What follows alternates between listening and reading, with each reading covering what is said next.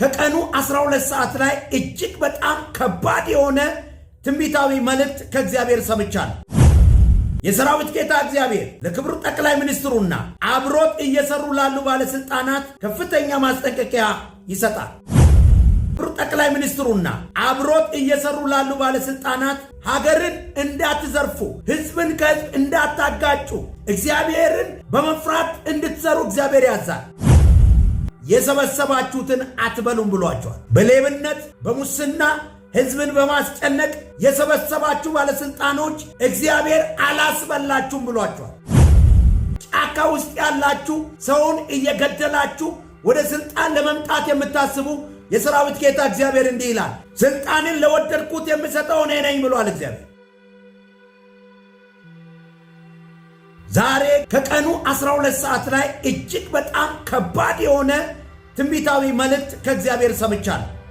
ይህንን ትንቢት በከፍተኛ የመንግስት ስልጣን ላይ ያላችሁ እንዲሁም ደግሞ በፖለቲካው ዘርፍ ሆናችሁ ወደ ስልጣንም ያልመጣችሁ ነጋዴዎች፣ አገልጋዮችና በአጠቃላይ የሃይማኖት አባቶች እንድትሰሙ ፈልጋለሁ።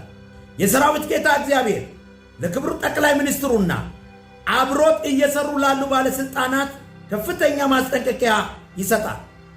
ይህም ማስጠንቀቂያ ከዚህ በኋላ በፍትሃዊነት፣ በእኩልነት፣ ዘር፣ ጾታ፣ ጎሳ፣ አካባቢ፣ ጂኦግራፊ ሳይለዩ በቅንነት፣ በንጽህና፣ በፍትሃዊነት እንዲሰሩ የሰራዊት ጌታ እግዚአብሔር አስቸኳይ ትእዛዝ ሰጥቷል።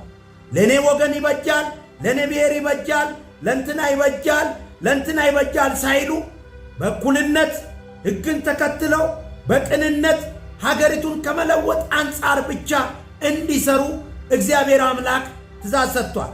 ከጠቅላይ ሚኒስትሩ በታች ባለ ፖዚሽን ላይ የምትሰሩ አመራሮች ሀገርን እንዳትዘርፉ፣ ህዝብን ከህዝብ እንዳታጋጩ፣ እግዚአብሔርን በመፍራት እንድትሰሩ እግዚአብሔር ያዛል። አይ ብላችሁ ሀገርን የምትዘርፉ፣ ህዝብን ከህዝብ የምታጋጩ፣ የህዝብን ደም የምታፈሱ፣ በየደረጃው ገንዘብ የምትሰበስቡ፣ ኮራፕሽን የምትሰሩ፣ በጥቅም የምትንቀሳቀሱ ሰዎች እግዚአብሔር እንዲህ ብሏቸዋል፣ የሰበሰባችሁትን አትበሉም ብሏቸዋል። በሌብነት በሙስና ህዝብን በማስጨነቅ የሰበሰባችሁ ባለስልጣኖች እግዚአብሔር አላስበላችሁም ብሏቸዋል።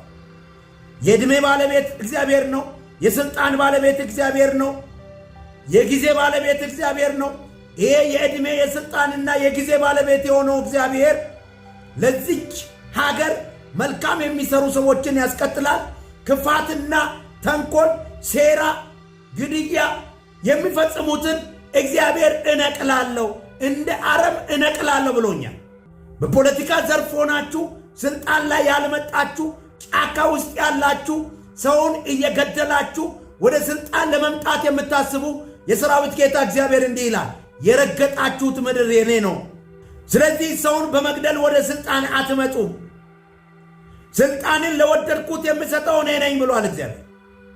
ሰውን አትግደሉ፣ በአምሳሌ በመልኬ የፈጠርኩትን ሰው አትግደሉ ይላችኋል እግዚአብሔር። በኮንትራዲክሽን ተቃርኖን በማጦስ አመፃን በመፈጸም እቺን አገር በማተራመስ ሰውን አትግደሉ፣ በአምሳሌ በመልኬ የፈጠርኩትን ሰው አትግደሉ ይላችኋል እግዚአብሔር። አድማጮቻችን ሰላም ለእናንተ ይሁን። እንዴት ዋላችሁ? የዓለማችንን ወቅታዊ ጉዳይ በመጽሐፍ ቅዱስ እይታ ለመቃኘት ወደ እናንተ መተናል። መልካም ጊዜ እንዲኖረን ተስፋ አደርጋለሁ። ዓለም ወዴት ነው እየሄደ ያለው? ከዚህ መጋረጃ ጀርባ ምንድነው እየተሸረበልን ያለው? እየተሰራ ያለው ስራ ምንድነው? ይሄ ወታደራዊ ጋብቻስ ለምንድነው የተፈለገበት ምክንያት ብለን ስንመለከት ባለፈው ሳምንት አንድ ዜና ሰርተን ነበረ ስለ ኢፍራጦስ ወንዝ መድረቅ። ገብቷል። የአርሜጌዶን ጦርነት የዓመታትና የሁለት ዓመት ዝግጅት አይደለም። ብዙ ዓመታት ይፈልጋል ዝግጅቱ ብዙ ዓመታት ይፈልጋል እና ጋብቻዎቹ እየተጣመሩ የመምጣታቸው ጉዳይና ኢራን አሁን ላይ ለአሜሪካ ላለመንበርከክ የምትወስንባቸው መንገዶችን ስትመለከተው የነዚህ ልዕለ ኃያል አገሮች ከጀርባ መኖርን የሚያረጋግጥ ጉዳይ ነው። ይሄ ጉዳይ የሚያረጋግጥ ጉዳይ ነው። እሱ ብቻ እኮ አይደለም እኮ ፓስተር፣ አሁን ተፈተነ የአሜሪካን አቅም በኢራን ምን ያህል ርቀት እንዲሄድ እንደሚችል ይህን በተግባር ስላዩ ከዚህ በኋላ በራሳቸው ቢያደርጉት ቀላል እንደሚሆን እኮ የገመገሙ ይመስለኛል። በደንብ አሁን አሜሪካ ስጋት ውስጥ ገብታለች በሁለቱ አሁን በትላንትና ሁለት የሆነው ማለት ነው። አሁን ምንድነው መሰለህ የአሜሪካም ሴኔታው ወታደራዊ ጦርነቱ እንዲቆም ይፈልጋል። እርምጃው እንዲቆም ይፈልጋል። ምክንያቱም አሜሪካንን ወደ ውርደትና ወደ ቁልቁለት ነው ይዟት የሚሄደው። ከዚህ በፊትም እኛ ተናግረናል ይሄ ጦርነት። ምክንያቱም ከዚህ ጦርነት በስተጀርባ ሀገሮች አሉ። ሌላው ደግሞ የአውሮፓውያኖች አሁን አሜሪካ ሂሳብ ሰርታ የገባችው ኔቶ እና አውሮፓ ሀገሮች ከጀርባ ይሆናሉ የሚል ነው ነበር። ነገር ግን እነዚህ ሀገሮች ደግሞ ተገላቢጦሽ ነው የሆኑት። ምክንያቱም አንቲሴሚቲዝም አራማጅ ሀገሮች ናቸው አብዛኛው አውሮፓ ሀገሮች። እንዴት ነው ለእስራኤል አብረው የሚገቡት? ይህ ጦርነት የእስራኤል ጦርነት እንጂ የኛ የአውሮፓውያን ጦርነት አይደለም ባዮች ናቸው። ስለዚህ የሁለቱ አሁን በተለይ በሰሞኑ በነበረው ስምምነቶች ውስጥ አንዱ አንኳር ይዞ ያለው የወታደራዊ ስምምነቱ እንደሆነ ልናውቅ ያስፈልጋል። ምክንያቱም የወታደራዊ ውጊያው ወይም ደግሞ ጦርነቱ ወደ ዘመናዊነት ተሸጋግሯል። ወደ ኤሌክትሮኒክስ ዋር ተሸጋግሯል። ወደ ሳይበር ዋር ተሸጋግሯል። ለምሳሌ የአንድን አገር ወታደራዊ ሲስተም ቆልፈ መግባት የምትችልበት ደረጃ ላይ ተደርሷል። ሰው ሰራሽ ኤአይ ወታደሮችን መበራከት ራሱ ቬኔዙዌላ ላይ ይህንን ያደረጉት ምንም እኮ እንትን አይደለም። ቬኔዙዌላ ላይ እኮ ያለውን ሲስተም ቆለፉት፣ ገብተው ሰውየውን ይዘውት ወጡ። ይሄ ነው ያደረጉት። አሁን ይሄ ኤሌክትሮኒክስ ዋር የሚባለው ነገር ዋርፌሩ እያደገ እየመጣ ነው።